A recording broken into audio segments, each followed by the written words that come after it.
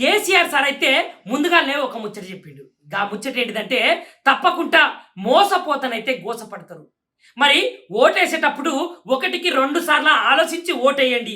ఒక్కసారి ఓటేసినామనుకో ఒక్కసారి మోసపోతే జీవితాంతం గోసపడతారు అన్న ముచ్చటైతే ఇప్పుడైతే యాదికొస్తున్నదట ఖమ్మంలో ఉన్నటువంటి ఇళ్లను కోల్పోయినటువంటి జనాలకు.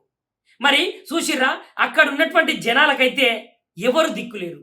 ఒకవేళ మేము ఆదుకుంటామా అని వచ్చిన వాళ్ళనైతే అక్రమంగా అరెస్టులే చేపిస్తున్నారు. చూసిరా జనాలారా, ఇప్పటికైనా మరి ఈ ప్రభుత్వానికి ఓటేసిన వాళ్ళు, అదేవిధంగా ఈ ప్రభుత్వానికి మద్దతు పలికిన వాళ్ళైతే తప్పకుండా ఒకసారి ఆలోచించాలి. ఎందుకంటే మొన్ననేమో వేరే కాడ జరిగింది, ఇవాళేమో ఖమ్మంలో జరిగింది, రేపు వేరే కాడ జరుగుతుంది. మరి తెలంగాణ రాష్ట్రము మంచిగా ఉండాలంటే మంచి నాయకులను, మంచి నాయకత్వం కలిగినటువంటి రాజకీయ పార్టీలనైతే మనం ఎన్నుకోవాలి తప్ప మరి వీళ్ళని ఎన్నుకుంటారా అని అక్కడ ఉన్నటువంటి జనమైతే బాధపడకుండా ఏడుచుకుంటా బుక్కెడు నీళ్ళకైతే దగదగ దగదగ దహించిపోతున్నారని చెప్పాలి.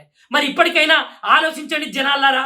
ఈ ఆలోచన కూడా మీకే వదిలేస్తున్నాము. మరి ఏ ప్రభుత్వం మంచుకున్నది, ఏ రాజకీయ నాయకుడు జనాలకు మేలు చేసిండనే ముచ్చట్ను